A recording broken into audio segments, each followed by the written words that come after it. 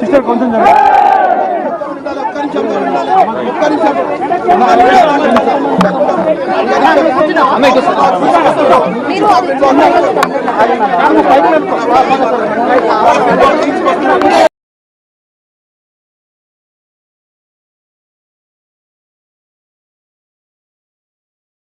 Hero రాజా కూడా వచ్చినట్లు కూడా మనం ప్రస్తుతం విజువల్ రూపంలో లైవ్ లో చూస్తున్నాం. అయితే అంతిమ యాత్ర మొదలైంది.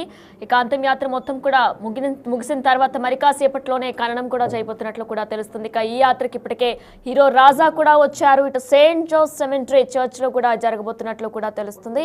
బాప్టిస్ట్ చర్చ్ నుంచి కూడా అంతిమ యాత్ర ప్రారంభమై ముగిసింది. ఇక దీనికి సంబంధించి విజువల్స్ కూడా మనం ప్రస్తుతం లైవ్ లో చూస్తున్నాం. ఇక దీనికి సంబంధించి హీరో రాజా కూడా వచ్చారు.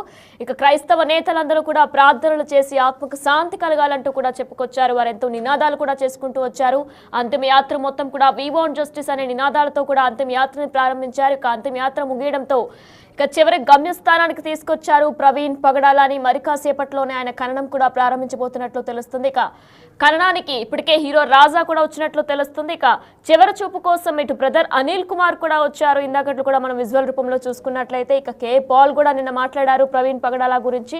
ఇక ఆత్మకు శాంతి చేకూరాలని ఇప్పటికే క్రైస్తవ నేతలు క్రైస్తవ పెద్దలందరూ కూడా ప్రార్థన చేశారు. ఆ విజువల్స్ కూడా మనం ప్రస్తుతం ఇప్పటి వరకు కూడా విక్ టీవీ విజువల్స్ లో చూసాం. అయితే సోమవారం రాత్రి 11:42 తుది శ్వాస విడిచారు ఆయన. ఇక దీనికి సంబంధించి ఇది ఖచ్చితంగా అనుమానాస్పద మృతి అంటూ క్రైస్తవ నేతలంతా కూడా డిమాండ్ చేసినందువలన ఇటు ఏపీ ప్రభుత్వం కూడా సీరియస్ గానే తీసుకుంది. ఏపీ ముఖ్యమంత్రి చంద్రబాబు నాయుడు, ఇటు హోంశాఖ మంత్రి వంగలపూడి అనిత కూడా స్పందించారు. వారిద్దరూ కూడా ఖచ్చితంగా పోలీసులకు ఆదేశాలు జారీ చేస్తామంటూ కూడా చెప్పుకొచ్చారు.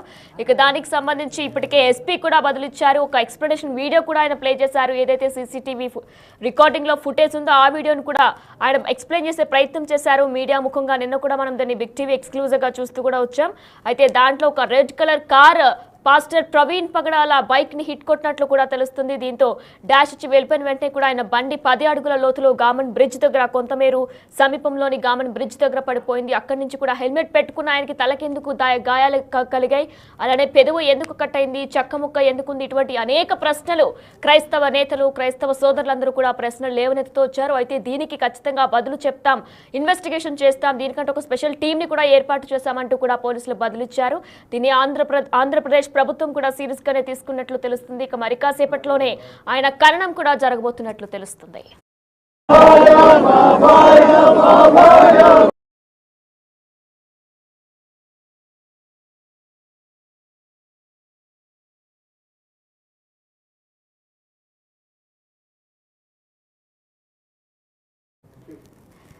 హీరో రాజా కూడా ఖనన ప్రోగ్రామ్ లో కూడా ఆయన పాల్గొన్నారు. దీనికి సంబంధించి ఆయన కూడా ప్రార్థనలు చేస్తున్నారు. ప్రస్తుతం మనం విజువల్ రూపంలో చూస్తున్నాం. ఆయన కూడా ప్రార్థనలు చేస్తున్నారు.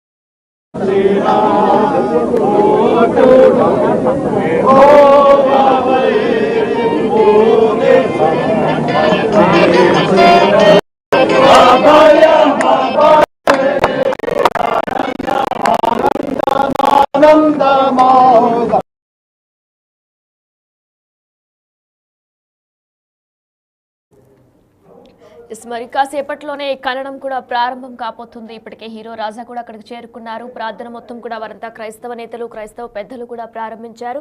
ఇక అందులో హీరో రాజా కూడా అక్కడే కూర్చొని ప్రార్థన చేస్తున్నట్లు కూడా ప్రస్తుతం మన విజువల్ రూపంలో కూడా చూస్తున్నాం. ఇక ప్రవీణ్ పగడాల ఆత్మకు శాంతి చేకూరాలని యావత్ క్రైస్తవ నేతలు క్రైస్తవ మిత్రులు క్రైస్తవ శ్రేయభిలాషులు మొత్తం అందరూ